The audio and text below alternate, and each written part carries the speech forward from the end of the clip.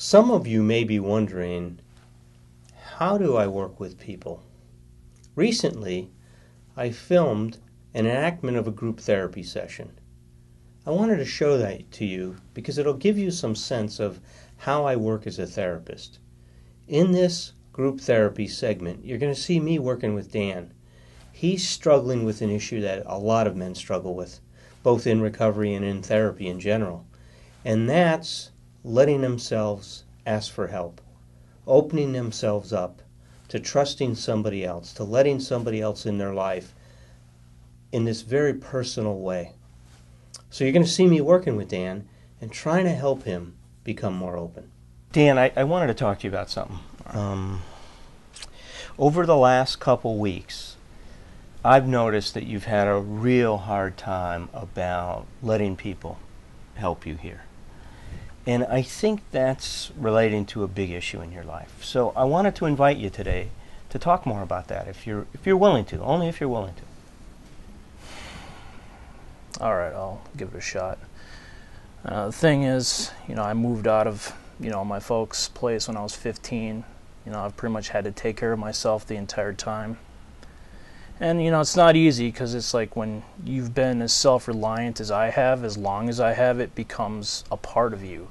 Yeah. So much so that it's really hard to conceive of reaching out and asking because it makes me feel weak. Is that what it is? So when you think about yourself as letting people help you or reaching out, that's a sign of weakness for you? Yes, it is.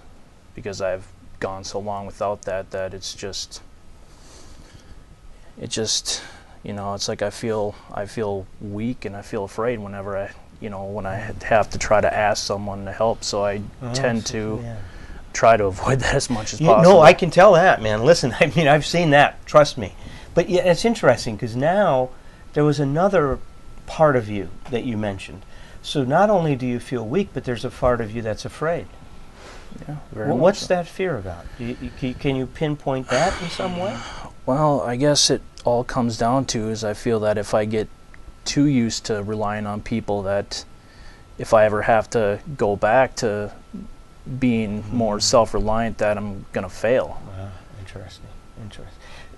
I want to stay with this in a minute, but I see Warren shaking his head, and I'm just wondering, how are you relating to this, Warren? I'm relating all the way with it being totally self-reliant myself since I was 17. The thing is, you quit trusting people. Yeah. So you stopped trusting people. Yes. Could you say that? I stopped? Own that for a minute instead of I stopped trusting people, because they weren't there for me when I needed them in the first place. So that's why I had to take care of myself. Yeah. And now I was afraid to, to start letting people in because then they might disappoint me. Yeah, I hear that. I could see. That's what I was imagining when you said you're afraid. That it's not just about can I go back to taking care of myself, but if I really let myself trust somebody else, that I'm going to get disappointed and hurt. Because there was something going on in your family that you had to leave at 15. Dan, something was driving you out of there. And I don't know if you're comfortable with going into that, but look, people typically don't leave their families at 15 unless something's pushing them out. Well, my parents were constantly fighting. There was, my father, would hit my mother. There's plates breaking, and I was just holed up in my room, and I just, I couldn't take it anymore. I was like, I have to get out of here. I have to leave. Must have been hell being in your room hearing that stuff going on, man. It sucked because it's like, those were the two people that I counted on the most, and they just, they weren't there. I can see when you say that it really touches something very deep in you. Yeah, and it's like I packed my bags and walked out the door and never looked back. And I promised myself that I would never, ever, ever again be in a situation where something like that would happen to me, or I would ever... Or where you'd be relying on somebody. Where I would be that emotionally vulnerable to what was going on. Well, that puts you in a hell of a pickle now, though, doesn't it? And, you're in a place now where, you've been trying to deal with this yourself, and this is where it got you, right here in treatment now. Yeah. And now it's about letting somebody help you, and that's a real struggle for you. Yeah, it is. It's not easy. It's, I listen to people's stories, and it's like, like I'm so used to just helping myself that it's like I don't even know how to help others. Yeah. Listen, right? You're right on, man. I appreciate. I was going to ask you this. What does it feel like sharing this right now? How are you doing with that?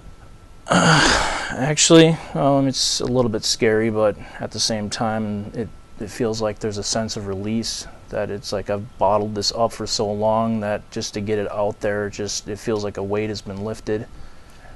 Yeah. I sense that in some way. That even though you were hesitant, but I feel like you're really letting yourself get into it. Yeah, it actually, surprisingly, actually feels good. As you can see, in my interaction with Dan, he was able to start looking at some of the things that created his resistance to being able to open himself up and let other people help him. You see, therapy is about us looking at the ways that we get in the way of ourselves. See, I believe that within you and me is an organismic wisdom. We're going to move towards the experience that we need in our life if we don't get in our way. The problem is we're getting in our way all the time. Therapy is at its best when it's helping you become aware of how you do that. And there's something amazing that happens. It's almost magical, I think of it. In that awareness, we start to get out of our way. It's almost paradoxical. As you become aware of what you're doing, you start to change it.